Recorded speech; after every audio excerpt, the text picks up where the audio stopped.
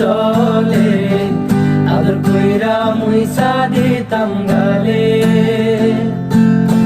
খাটে আইসা পাশে বৈশা জড়াইতো এই বুকে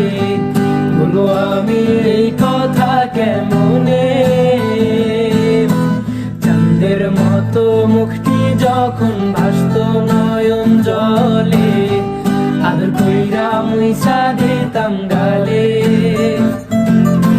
খাটে আইসা পাশে বৈশা জড়াইতো এই বুকে